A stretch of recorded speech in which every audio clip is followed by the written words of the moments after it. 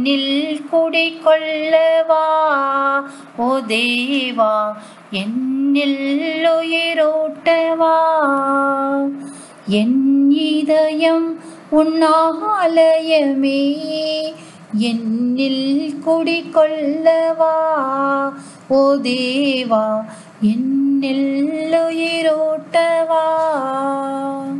கிறிஸ்துவுக்குள் மிகவும் பிரியமானவர்களே, இன்றைய இறைச்செய்தியாக நாம் கடவுளுடைய கோவில் என்ற தலைப்பிலே இறைவார்த்தையை உங்களுக்கு கொண்டு வருகின்றேன். 1 கொரிந்தியர் 3ஆம் அதிகாரம் 16வது வசனத்தை வாசிக்க கேட்போம். நீங்கள் கடவுளுடைய கோவில் என்றும் கடவுளின் ஆவியார் உங்களில் குடியிருக்கிறார் என்றும் உங்களுக்கு தெரியாதா? Price the Lord. பிரியமானவர்களே, கடவுள் மனிதனை படைத்த பொழுது அவன் நாசிகளில் உயிர் மூச்சை ஊத அவன் உயிர் உள்ளவன் ஆனான். ஒவ்வொரு மனிதனும் கடவுளுடைய கோவில். அந்த கோவிலுக்குள் கடவுளின் ஆவியானவர் குடியிருக்கின்றார். நீங்கள் கடவுளுடைய கோவிலாய் இருக்கின்ற காரணத்தினால் எப்பொழுதும் பரிசுத்தமாக இருக்க வேண்டும். முதல் அரசர் சவுலும் சிம்சோனும் கடவுளுக்கு எதிராக பாவம் செய்த காரணத்தினால் தூய ஆவியார் அவர்களை விட்டு கடந்து சென்று விட்டார் என்று வேதத்திலே வாசிக்கின்றோம். பிரியமானவர்களே, உங்களுடைய உடல் கடவுளிடமிருந்து பெற்றுக்கொண்ட தூய ஆவியார் தங்கும் கோவில் என்பதை தெளிவாக அறிந்து கொள்ளுங்கள். ஆகவே உங்கள் உடலையும் சிந்தனையையும் சொல்லையும் செயலையும் எப்பொழுதும் பரிசுத்தமாக வைத்து கொள்ளுங்கள். நீங்கள் உங்களுக்கு சொந்தமல்ல, கடவுள் உங்களை விலை கொடுத்து மீட்டுள்ளார். ஆகவே உங்கள் உடலால் கடவுளை மகிமைப்படுத்துங்கள். கட்டளைகளை கடைபிடித்து கடவுளுக்கும் மனிதனுக்கும் உகந்த பரிசுத்தமான வாழ்க்கை வாழுங்கள். ஜபத்திலும் தவத்திலும் உபவாசத்திலும் பரிசுத்தத்திலும் வேத வாசிப்பிலும் துதி ஆராதனையிலும் நிலைத்திருந்து ஆண்டவரை மகிமைப்படுத்துங்கள். Price the Lord. 1 பேதுரு 1ஆம் அதிகாரம் 15வது வசனத்தை வாசிக்க கேட்போம். உங்களை அழைத்தவர் தூய்மை உள்ளவராய் இருப்பது போல நீங்களும் உங்கள் நடத்தையில் எல்லாம் தூய்மை உள்ளவராக இருங்கள். ஆமென். Praise the Lord. பிரியமானவர்களே, நீங்கள் கடவுளுடைய கோவிலாய் இருக்கின்ற காரணத்தால் உங்களை அழைத்தவர் பரிசுத்தராய் இருப்பது போல நீங்களும் எல்லா வேளையிலும் பரிசுத்தமாக இருங்கள். மிகவும் பரிசுத்தமான வாழ்க்கை வாழவில்லை என்றால் தூய ஆவியானவர் உங்களை விட்டு அகன்று சென்று விடுவார். சாத்தான் உங்களை ஆட்கொள்வான். அப்பொழுது குடிக்கும் விபச்சார வேசித்தனங்களுக்கும் பொறாமை புரணி கொலை கொள்ளை திருட்டுக்கும் சிலை வழிபாடு சாத்தான் வழிபாடு வேற்று தெய்வ வழிபாடுகளுக்கும் மந்திரவாதம் மாயவித்தை செயல்களுக்கும் அடிமைப்பட்டு போவீர்கள். கடவுளின் கோவிலாக இருக்க வேண்டிய நீங்கள் கடவுளையும் கட்டளைகளையும் உதாசீனப்படுத்தி சாத்தானின் கோவிலாக வாழ்ந்து கொண்டிருக்கின்றீர்களா? கடவுளுடைய கோவிலை கள்வர் குகையாக்காதீர்கள். Price the Lord. பிரியமானவர்களே, நித்திய பேரின்ப வீட்டை இழந்து போகாதபடி பாவ அறிக்கை செய்து பாவ மன்னிப்பின் நிச்சயத்தை பெற்றுக்கொண்டு பரிசுத்தமான வாழ்க்கை வாழுங்கள். Price the Lord. யோசேப்பு மிகவும் தெளிவாக அறிந்திருந்தார் அவருடைய உடல் கடவுள் தங்கும் கோவில் என்று. ஆகவேதான் இம்மாபெரும் தீச்செயலை செய்து கடவுளுக்கு எதிராக பாவம் செய்யலாமா என்று சொல்லி அந்த இடத்தை விட்டே ஓடி போய்விட்டார். ஆண்டவர் அவரோடு கூட எப்பொழுதும் இருந்த காரணத்தினால் யோசேப்பை எகிப்தின் ஆளுநராக உயர்த்தினார். Price the Lord. பிரியமானவர்களே, பாவ ஆசைகளுக்கு உங்கள் உடலை ஒருபோதும் விட்டு கொடுக்காதீர்கள். கடவுளின் ஆலயமாகிய உங்கள் உடலை பாதுகாப்பதிலேயே எப்பொழுதும் கண்ணும் கருத்துமாக இருங்கள். பாவம் செய்ய உங்களுக்கு 1000 வாய்ப்புகள் கிடைக்கலாம். ஆனால் உங்களுக்குள் வாசம் செய்யும் நம் ஆண்டவர் இயேசு கிறிஸ்துவை ஒரு நாளும் மறக்கவே கூடாது. உங்களை மீட்க அவர் கொடுத்த விலை என்ன தெரியுமா? பாடுகளோடு கூடிய அவருடைய சொந்த இரத்தம். அவர் சிந்திய மகா பரிசுத்த இரத்தம் விருதாவாய் விடாதபடி பாவம் செய்யாதீர்கள். Price the Lord. 1 கொரிந்தியர் 3:17 வாசிக்க கேட்போம். ஒருவர் கடவுளின் கோவிலை அழித்தால் கடவுள் அவரை அழித்து விடுவார். ஏனெனில் கடவுளின் கோயில் தூயது, நீங்களே அக்கோவில். ஆமென். Praise the Lord. பிரியமானவர்களே, நீங்கள் ஒவ்வொருவரும் கடவுளின் கோவில். குடி, விபச்சார, வேசித்தனங்கள், ஓரினச் சேர்க்கை, போதைப் பொருட்களை போடுவது, கருச்சிதைவு, பெண் சிசு கொலை, கொள்ளை போன்ற கொடிய பாவங்களை செய்து கடவுளின் கோவிலை நீங்கள் இடித்தால் கடவுளின் ஆவியானவர் உங்களை விட்டு கடந்து சென்று விடுவார். சாத்தான் உங்களை ஆட்கொண்டு உங்களை முற்றிலுமாக அழித்து விடுவான். இறுதியில் எரிநரகத்தில் தள்ளிவிடுவான். நீங்கள் கடவுளின் கோவில் என்பதை ஒரு நாளும் மறக்காதீர்கள். பாவம் செய்வதை நிறுத்துங்கள். Price the Lord. சாலமோனின் ஞானம் 12ஆம் அதிகாரம் 5-6 வரை உள்ள இறைவசனங்கள். இரக்கமின்றி குழந்தைகளை கொலை செய்தோர், மனித சதையையும் குருதியையும் பழிவிருந்தாக உண்டோர், வேற்றின வழிபாட்டு சடங்குகளில் புகுமுகம் செய்யப்பட்டோர், தற்காற்பற்ற தங்கள் பிள்ளைகளை கொலை செய்த பெற்றோர் ஆகியோரை எங்கள் மூதாதையரின் கைகளால் அழிக்க திருவுளம் கொண்டீர். Praise the Lord. ஒரு குழந்தை தாயின் கருவில் இருக்கும்போதே அது கடவுளின் ஆலயமாக வளர்ந்து வந்து கொண்டிருக்கின்றது. அந்த குழந்தையை நீங்கள் கருச்சிதைவு செய்தால் கடவுளின் கோவிலை இடித்து தகர்க்கின்றீர்கள் என்பதை அறிந்து கொள்ளுங்கள். உங்கள் குடும்பம் தரைமட்டமாகும், எதிர்காலம் சூனியமாகும் என்பதையும் அறிந்து கொள்ளுங்கள். குழந்தைகளை நரபலி ஒப்பு கொடுப்பதையும், பெண் குழந்தைகளை சிசு கொலை செய்வதையும், பாலியல் பலாத்காரம் செய்வதையும் நிறுத்துங்கள். ஜாதி, மதம், இனம், மொழியின் அடிப்படையில் கொலை செய்வதையும் தற்கொலை செய்வதையும் நிறுத்துங்கள்.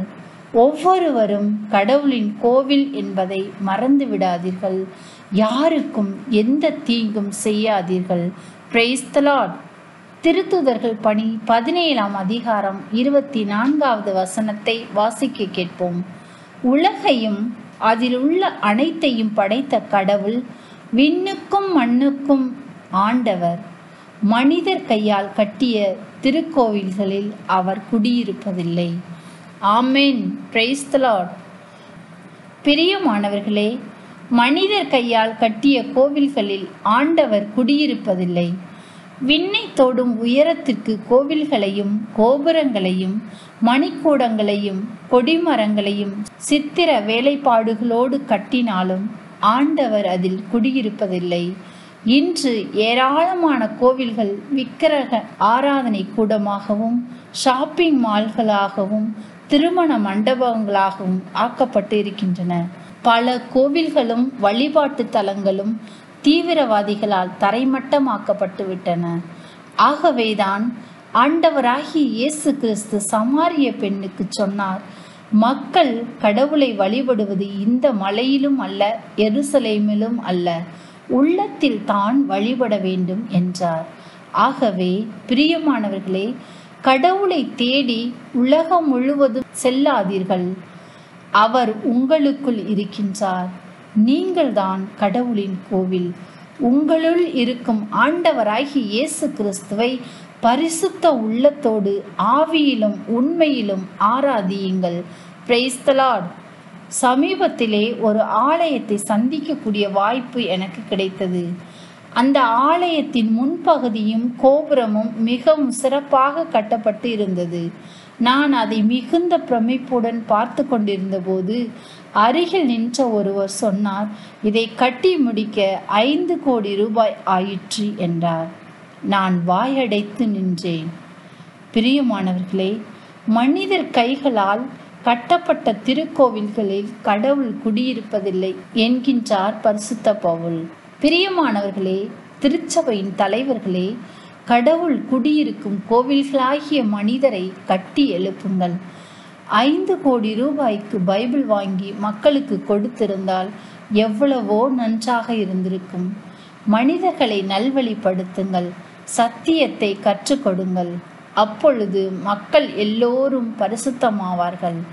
வாழ்வது நான் அல்ல, என்னில் கிறிஸ்துவே வாழ்கின்றார் என்று சொல்வார்கள். நித்திய பேரின்ப வீட்டை சுதந்தரித்து கொள்வார்கள்.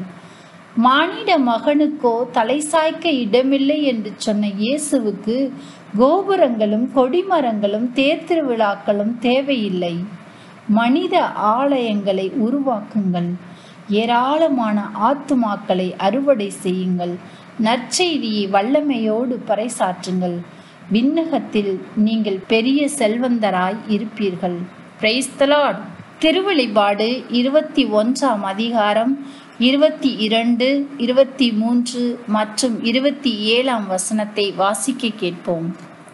நகருக்குள் கோவில் காணப்படவில்லை. ஏனெனில் எல்லாம் வல்ல கடவுளாகிய ஆண்டவரும் ஆட்டுக்குட்டியுமே அதன் கோவில். அந்நகருக்கு ஒளி கொடுக்க கதிரவனோ நிலவோ தேவைப்படவில்லை. கடவுளின் மாட்சியே அதன் ஒளி, ஆட்டுக்குட்டியே அதன் விளக்கு. ஆனால் தீட்டுப்பட்டது எதுவும் ஒருபோதும் அதில் நுழையாது. அதுபோல அருவருப்பானதை செய்வோரும் பொய்யரும் அதில் நுழைய மாட்டார்கள். ஆட்டுக்குட்டி வைத்திருக்கும் வாழ்வின் நூலில் பெயர் எழுதப்பட்டவர்கள் மட்டுமே அதில் நுழைவார்கள். Price the Lord. பரலோகத்தில் ஆண்டவராகிய இயேசு கிறிஸ்துவே கோவிலாக இருக்கின்றார்.